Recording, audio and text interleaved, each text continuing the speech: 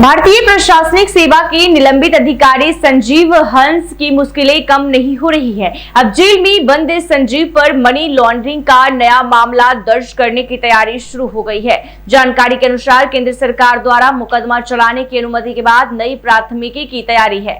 हालांकि यह प्राथमिकी प्रवर्तन निर्देशालय, आर्थिक अपराध इकाई या फिर विशेष निगरानी इकाई में कौन सी एजेंसी दर्ज करेगी, यह साफ नहीं हो पाया है। सरकार ने इस पर महाधिवक्ता और विधि विभाग से परामर्श मांगा है। केंद्र की हंस पर मुकदमा चलाने की अनुमति के बाद प्रवर्तन निर्देशालय ने इस संबंध में राज्य सरकार को पत्र भेजा है। हालांकि गृह विभाग इस बारे में कुछ भी बोलने से परहेज कर रहा है। वहीं हंस के साथ ही करीब दर्जन भर अधिकारी भी जांच एजेंसी के निशाने पर है। इनमें कुछ अधिकारियों का संबंध टेंडर घोटाले से रहा है, जिनके बारे में केंद्रीय जांच एजेंसी को 27 मार्च को पटना में कई स्थानों पर की गई छापेमारी में प्रमाण भी मिले हैं। भारतीय प्रशासनिक सेवा के निलंबित अधिकारी संजीव हंस की लगातार मुश्किलें जो है वो बढ़ती ही जा रही है। अब उन पर जो है फिर से मनी लॉन्ड्रिंग के मामले नए दर्ज करने की तैयारी शुरू कर दी गई है। और ऐसे में बता दें कि मुकदमा चलाने की अनुमति के बाद प्राथमिकी तैयारी भी होगी। हालांकि ये प्राथमिकी ईडी, आर्थिक अपराध इकाई या फिर विशेष निगरानी इकाई कौन सी एजेंसी दर्ज करेगी, ये साफ अब तक नहीं हुआ है।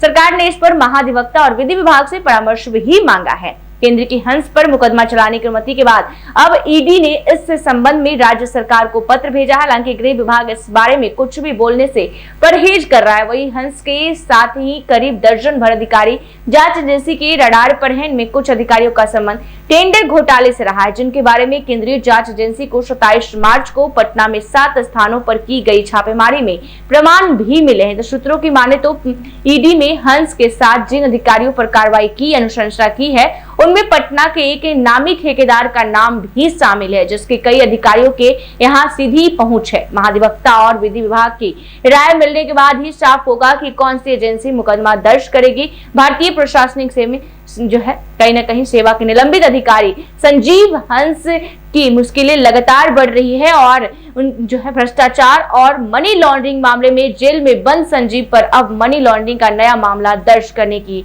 तैयारी में है। ऐसे में नीतीश कुमार को भी पत्र भेजा गया है और इस पर क्या कुछ आगे कार्रवाई होती हो, ये देखना दिलचस्प होगा। और संजीव हंस के साथ साथ कई और भी अधिकारी जो हैं वो जो है ईडी के रडार पर हैं। और ऐसे में बता दें कि इन तमाम अधिकारियों के घर पर बीते दिनों जब छापा मारा था, तब काफी चीजें थी वो ऐसे प्रमाण पत्र मिले थे, जिससे ये साबित होता है कि ये लोग संलिप्त है मामले में।